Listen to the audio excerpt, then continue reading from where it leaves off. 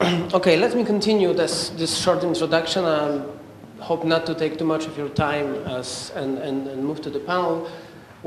Thank you, Roberta, for this global picture. I would focus on the country that we are all meeting now, so, namely Poland, and I would focus mainly on the labor supply issues. So, first of all, just a couple of slides to give you the example how the Polish labor force looks or deals with this ICT change or the increasing demand for high skills. We all know that education boom has been one of the most important phenomena of the transition in Poland. But I would like to show you some kind of a novel way of looking at it. We all know that the enrollment has increased. And yes, all of these slides, I see my colleagues laughing out there, most of the graphs that I will show here are taken from the Employment in Poland report, which will be launched next month, so let's stay in touch and you can take part in the other event as well. So first of all, what is really striking is that it's actually tertiary education incidence is increasing for every next cohort entering, let's say, the tertiary education age. It's not only that it has increased in 2000 in comparison in the 90s.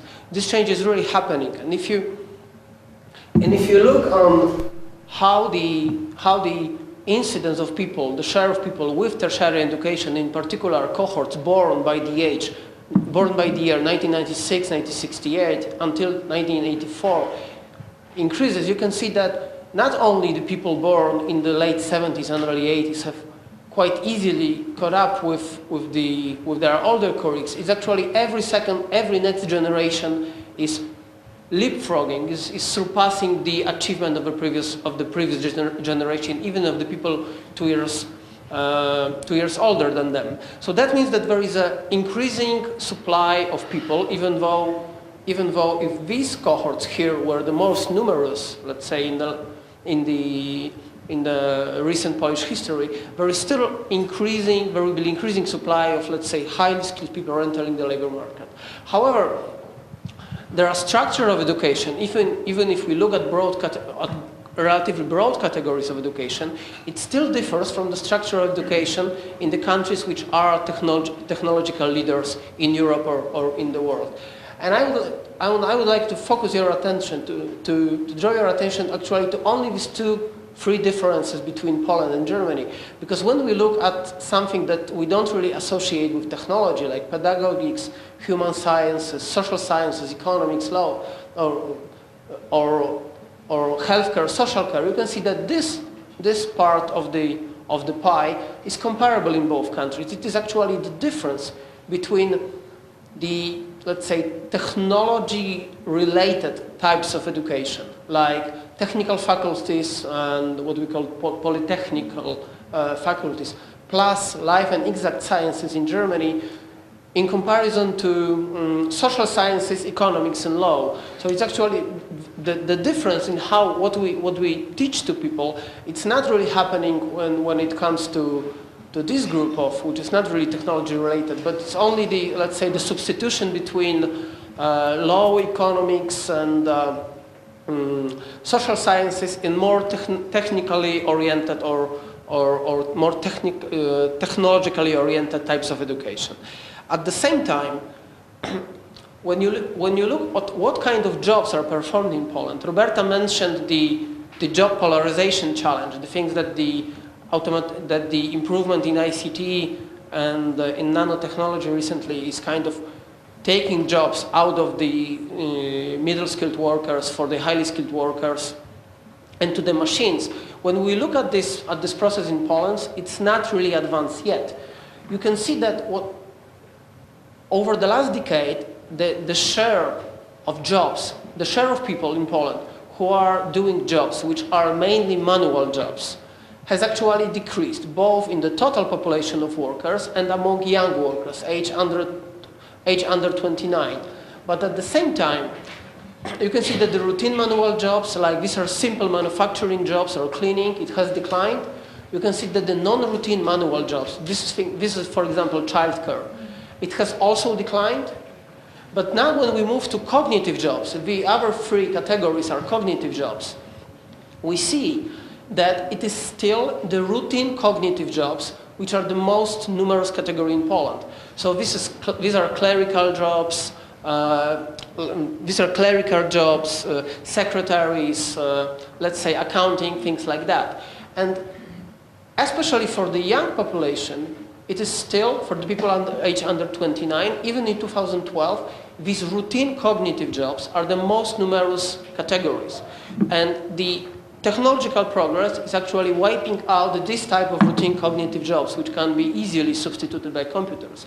What is also interesting, and you can find here that, of course, the analytical jobs, which are creative jobs, writers, journalists, programmers, various kinds of professionals, the incidence of these jobs has increased in Poland, but among young people, not so much. Among young people, we have relatively more visible increase in interpersonal. So it's more like teachers, PR, managers, things like that. So among youth, we don't really see that kind of analytical growth. Probably our panelists will disagree, but this is basically how it looks on the average. Now when we look to what kind of skills the Polish working population overall has, what strikes out, I will show you two slides. These are based on the PIAC survey by the OECD, and I will try to focus on two types of skills. First is numeracy skills, and on the second slide I will show you the problem-solving skills. And with the numeracy skills, you can see that first of all they are quite differentiated between various types of workers on the labor market. Of course, the better the education, the groups 1 to 3, the higher the level of these skills on the average in comparison to simple jobs. But when we look relatively and we try to see in which categories Poland stands out negatively in comparison to other countries, first of all, it's actually professionals who have relatively lower numeracy skills when in comparison to what is on the average found in countries like Finland, Germany, or even Slovak Republic. And on the other hand, these are service and sales workers who have a relatively visible gap in numeracy skills, and this is also craft and related trade workers. So that also creates challenges for the coping with the impact of technological change. On the other hand, it is the technicians and associate professionals, so people who are really working with technical jobs and with ICT and stuff like that, they have very good numeracy skills. They don't really differ from their counterparts in other countries. But when we move to problem-solving skills, it's a problem-solving in a rich technology environment. And I'm glad that Maciej, who will be our panelist in the second session, just arrived, because we had the discussion about it like 2 months ago, exactly about the same issue. When you look at what's the problem-solving skills in the let's say technology-rich environment, you can see that the gap of Polish workers in comparison to Germany and Finland, for example, here, this gap is more or less uniform. So it doesn't really relate to the gap in numeracy. There has to be something else. Maybe it's the penetration of ICT in the economy, in the society, or maybe it's some ability to use them creatively to solve tasks. And still also, the technicians and associate professionals, they fare relatively best in comparison to other countries. But it is kind of striking that this gap is more uniform than the numeracy gap itself.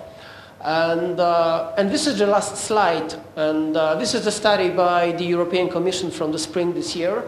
The European Commission, we also have one person from European Commission, so probably we'll hear more about it here. The European Commission in the spring has conducted the survey to identify what are the European ICT hubs. And not only they are located mainly in the UK, where most of the computer science graduates are located in terms of the comparative advantage, or in Germany when the research and patenting activity works best, or in big cities like Munich, Paris, London, which attract a lot of capital. But what's striking is that there's basically nothing going on here in the Eastern Europe. right? So it's not only probably it's not only a Polish challenge. It's the challenge of the entire region. But the important question then is that how do we start? Do we start with, let's say, on the firm side, or should we start on the labor supply side? And on the firm side, it kind of looks like on the other World Bank event which is happening right now, you can learn that in the new Doing Business survey, Poland is actually the best in the so-called Visegrad group. So Poland is now a better place to do business than Czech Republic, Slovakia, and Hungary, which is brilliant news. But at the same time, it is not because we have moved up in the rankings, but because they have deteriorated their position. So thank you very much for your attention. I will now introduce the panelists. You can give the floor to the panelists. We have, starting with we have Katrin Hippler of Elance, which is a global company matching, let's say, jobs for the freelancers with people who have a supply of jobs for freelancers. We have Tomasz Klekowski of Intel, Poland, and also responsible for the activities in the region. And we have Michał Mach from a Państwo, who is focused more on, or a Państwo is the NGO which tries to make an impact in the, let's say, pro-democracy activities using the ICT. And our moderator for the first panel will be Matteo Morgandi from the World Bank. Thank you very much, and the floor is yours.